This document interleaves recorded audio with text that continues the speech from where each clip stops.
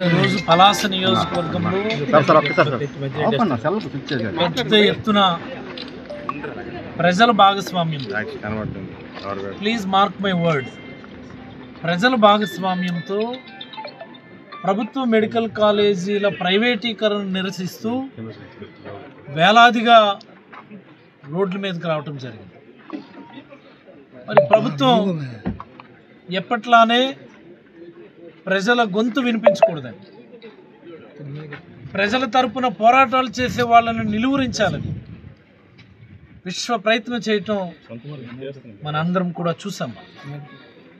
మరి ఆ ప్రభుత్వ నిరంకుశ నిర్బంధం మధ్య స్వచ్ఛందంగా ప్రజలు, అలాగనే వైఎస్ఆర్ కాంగ్రెస్ పార్టీ కార్యకర్తలు, నాయకులు పెద్ద ఎత్తున రోడ్ల మీదకి వచ్చి నినాదాలు చేయటం, ర్యాలీలు చేయటం, ఈ ప్రైవేటీకరణ ప్రజలకు మంచిది కాదు, ఈ రాష్ట్రానికి అన్యాయం ఇదని చెప్పి పెద్ద ఎత్తున నిందించడం ఈరోజు మీరు అందరూ కూడా చూశారు.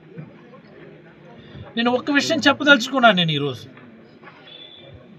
మీరు ఏ కారణం చేత చెప్పే ఏకైక కారణం, మా దగ్గర నిధులు లేవు, ఒక 4,500 కోట్లు మేము దీన్ని కేటాయించలేమని నిర్ద్వంద్వంగా చెప్తా ఉన్నారు.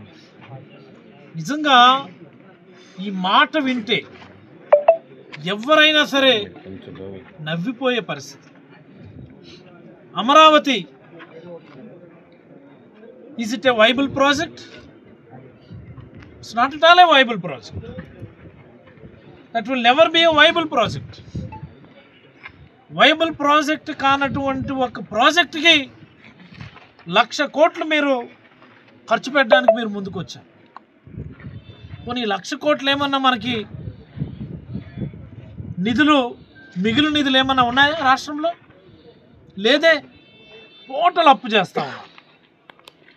ఇన్ని 1,00,000 కోట్లు మీరు అప్పు చేస్తున్నప్పుడు 5,000 కోట్లు ఆల్రెడీ ఫైనాన్షియల్ టైఅప్ జరిగినటువంటివి. మీరేమి కొత్తగా అప్పు కోసం దేపరించాల్సిన అవసరం లేదు.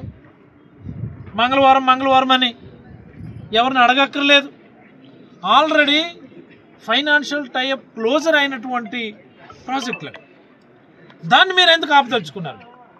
అంటే నిధులు లేమన్నటువంటిది ఎట్టి పరిస్థితుల్లో కూడా దానికి కారణం కాదు.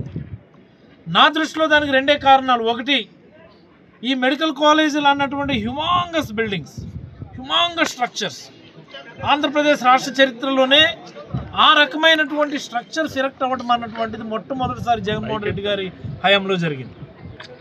ఆయన పాలనకు, ఆయన కమిట్మెంట్కు, ఆయన సంకల్పానికి నిదర్శనంగా రాష్ట్ర చరిత్రలో నిలబడిపోతాయి. మరి ఆయన స్థాయి తగ్గించడానికనో, ప్రతిష్ఠ తగ్గించడానికనో మీరు చేస్తున్నటువంటి ప్రయత్నం, ఆయన స్థాయిని మీరు ఎట్టి పరిస్థితుల్లో కూడా తగ్గించలేరు. ఈ 16 నెలల కాలంలో మీరు చేసింది ఏంటి? 2.5 లక్షల కోట్లు అప్పులు చేశారు. 2,27,000 కోట్లు టు బి మోర్ ప్రిసైజ్. మరి 2,27,000 కోట్లతో మీరు చేసిన అభివృద్ధి ఏందయ్యా అంటే సచివాలయాలు పేర్లు మార్చడం. గ్రామ సచివాలయము, వార్డు సచివాలయం పేర్లు బాగలేవా? కొన్ని సచివాలయం కాన్సెప్ట్ ఏదైతే ఉందో ఆ క్రెడిట్ లాగేసుకోవడానికి కూడా చంద్రబాబు గారు ప్రయత్నం చేశారు కదా. ఎన్నిసార్లు చెప్పారు మనం 1924 మధ్యలో సచివాలయం కాన్సెప్ట్ నాది, సచివాలయం ఆలోచన నాది, నేను ఎప్పుడో సచివాలయాలు పెట్టానని మీరే కదా చెప్పారు, మీరే కదా మాట్లాడింది. ఇవేమి మేము క్రెడిట్ చోరీకి ప్రయత్నం చేయలేదు కదా. సరే, క్రెడిట్ చోరీ చేసుకొని సచివాలయం యాజ్ ఇట్ ఈజ్గా కంటిన్యూ చేయండి, ప్రజలకు వాటి నుంచి నాణ్యమైనటువంటి సర్వీసెస్ అందివ్వండి. ఈ 2,27,000 కోట్లు అప్పులు చేసి మీరు చేసే పనిదా సచివాలయాల పేర్లు మార్చడం? సచివాలయ ఎంప్లాయీస్ని రాచిరంపాన పెట్టడం, ఇష్టానుసారం భూములు సొంత మనుషులకేమో అప్పచెప్పడం, మెడికల్ కాలేజీల అమ్మకం, పోర్టుల అమ్మకం, హార్బర్ల అమ్మకం. 3 రోజుల క్రితం చూశాను నేను. లిఫ్ట్ ఇరిగేషన్ ప్రాజెక్టులు, ఇట్స్ వెరీ ఇంపార్టెంట్ ఇష్యూ ఇది. ఈ రాష్ట్రంలో ఉన్న రైతులందరూ కూడా అవగాహన చేసుకోవాల్సినటువంటి ఇష్యూ ఇది. ఈ రాష్ట్రంలో ఉన్నటువంటి అన్ని లిఫ్ట్ ఇరిగేషన్ స్కీమ్స్ను కూడా ప్రైవేట్ వ్యక్తుల చేతుల్లో పెట్టేస్తారట. అంటే రేపు పొద్దున్న రైతులకు నీరు కావాలంటే చూసారా ఈ ప్రభుత్వం కుట్ర ఎలా ఉందో. మెడికల్ కాలేజీని ప్రైవేటీకరణ చేసి మాకు నాణ్యమైన వైద్యం ఇవ్వండి అని ప్రభుత్వానికి కాకుండా ప్రైవేట్ వ్యక్తులను అడుక్కునే పరిస్థితి కల్పిస్తున్నారు పక్కన, అంటే జనరల్ పబ్లిక్ని. ఇప్పుడేమో లిఫ్ట్ ఇరిగేషన్ ప్రాజెక్టులు కూడా ప్రైవేట్ వ్యక్తులకు ఇచ్చేసి సాగునీరు కావాలన్నా సరే ప్రైవేట్ వ్యక్తుల దగ్గరికి వెళ్ళి రైతులు మోకాలు వేయించే పరిస్థితికి ఈరోజు తీసుకొస్తా ఉన్నారు. మీరు ఏం మిగిలిస్తున్నారు ఈ రాష్ట్రం? ప్రభుత్వం దగ్గర ఏం మిగిలిస్తున్నారు? రోడ్లు అమ్మేస్తున్నారు, ఇరిగేషన్ ప్రాజెక్టులు అమ్ముతున్నారు, లిఫ్ట్ ఇరిగేషన్ ప్రాజెక్టులు అమ్ముతున్నారు, టూరిజంలో ఉన్న ప్రతి స్ట్రక్చర్ని అమ్మకానికి పెట్టారు.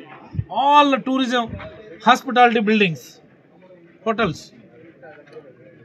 హార్బర్లు, పోర్టులు, మెడికల్ కాలేజీలు,